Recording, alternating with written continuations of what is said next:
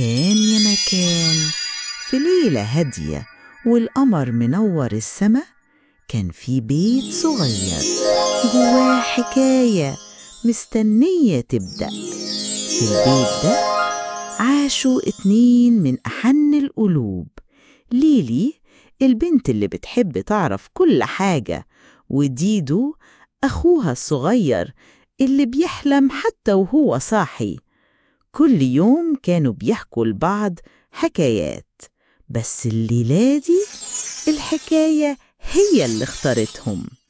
شباك اتفتح ونور غريب دخل، والدنيا اتبدلت وكأن السحر صحي من نومه. استعدوا علشان دلوقتي هنمشي معاهم في طريق بيوصل لمكان محدش يتخيله. يلا نبدأ حكاية ليلي وديدو في وندرلاند. مش كل الناس بتصحى لما السحر يعدي، لكن ديدو قلبه الصغير كان حاسس إن في حاجة حوالينه مش زي كل يوم. لف وشه في السرير وفتح عينه على نور بيطير حوالين وشه. ساعتها شاف لعبته المفضلة بتتحرك لوحدها.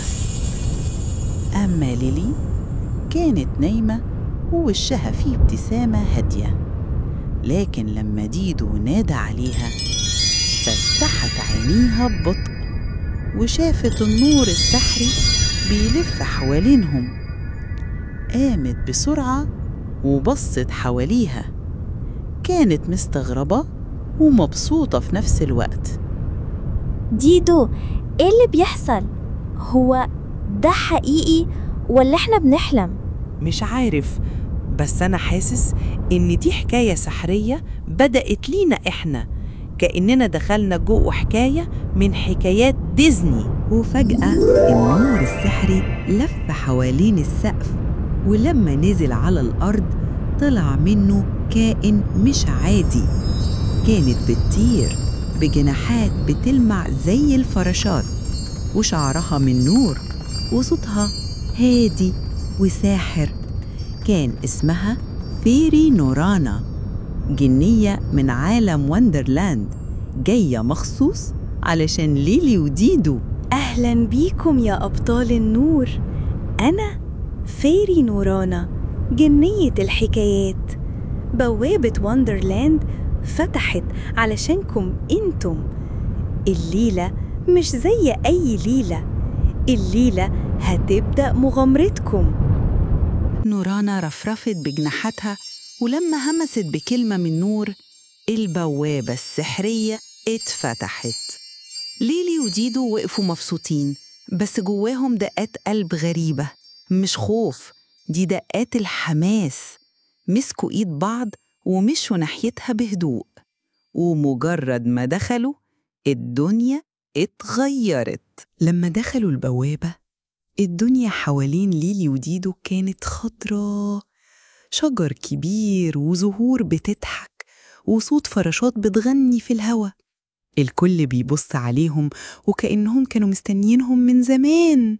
واو ديدو، هو احنا دخلنا جنة؟ يمكن، بس اللي متأكد منه إننا دخلنا عالم العجايب وندرلاند.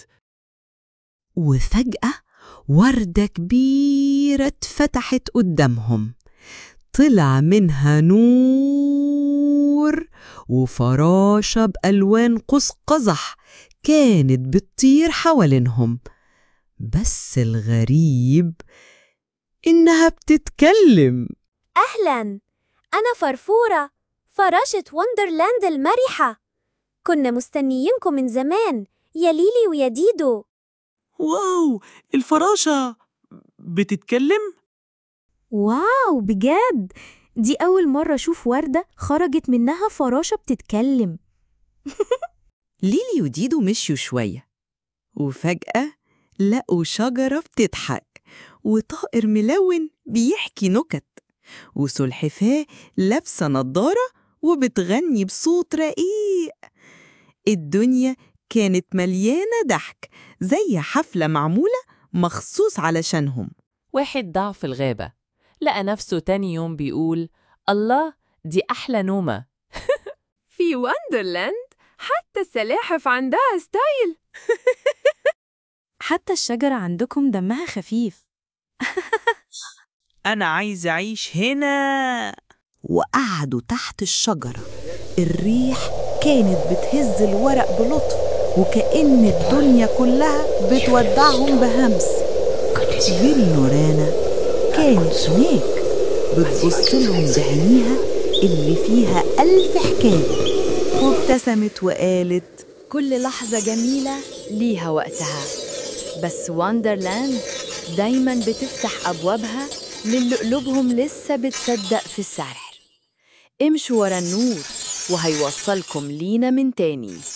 طول ما قلبكم فاكر السحر عمره ما بينسى. يعني ممكن نرجع؟ بجد؟ أنا حاسس إني مش عايز أنسى ده ولا أمشي من هنا أبداً. ليلي وديدو صحيوا من النوم وبصوا حواليهم، لقوا نفسهم في أوضتهم الهادية. ضحكوا من غير ما يتكلموا وقعدوا يحكوا لبعض نفس الحلم. بس هو فيه إيه؟ حلم بيشوفوا 2 بنفس التفاصيل وفي نفس الوقت.